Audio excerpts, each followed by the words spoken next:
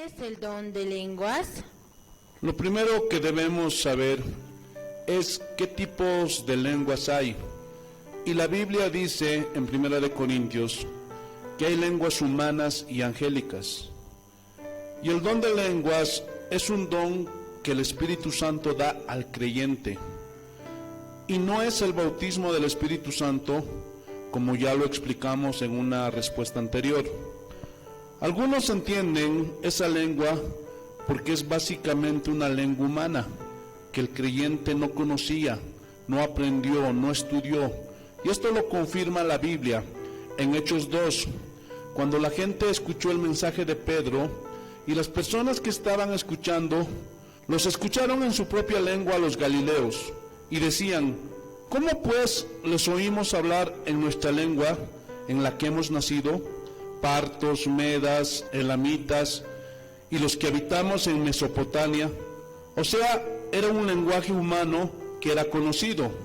Ahora, Pablo habló del don de hablar en lenguas en 1 Corintios 14, con lujo de detalles, y habla de que aquel que habla en lenguas se edifica a sí mismo, y es un lenguaje angelical, porque es entre él y Dios. Y cuando no hay nadie que tenga el don de interpretación de lenguas, eso no edifica a tu hermano.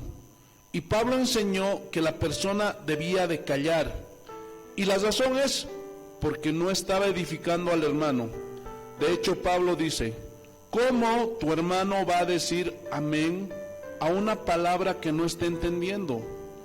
Por eso Pablo instruyó que si iban a hablar en lenguas, debían ser 2 y máximo 3, por turno y en orden. Y explica por qué. Porque si viene gente no creyente, incrédula, y los ven a todos hablando en lenguas desconocidas, ¿no dirán que están locos todos? Pablo entendía que ese don era algo conferido al creyente y que tenía que ver con su comunicación con Dios, pero el que profetizaba era superior al que hablaba en lenguas, porque el que profetiza habla a los hombres para entendimiento, para edificación del cuerpo de Cristo, pero el que habla en lenguas simplemente se está edificando a sí mismo, porque está hablando entre él y Dios. Pero cuando Pablo habló en su propio lenguaje, la gente entendió lo que Pablo habló, y por esa razón Pablo dice: en la iglesia prefiero hablar 5 palabras con mi entendimiento para enseñar a otros que 10,000 palabras en lengua desconocida. Por eso en Hechos 2, Dios en su sabiduría y control que tiene de todas las cosas, les dio este don, pero en lengua humana, para evangelizar a los perdidos. Y la gente oyó en su idioma las maravillas de Dios, y 3,000 personas nacieron de nuevo ese día. Pero si hubiera sido una lengua desconocida, angélica, seguramente nadie hubiera entendido, y por ende nadie se hubiera salvado.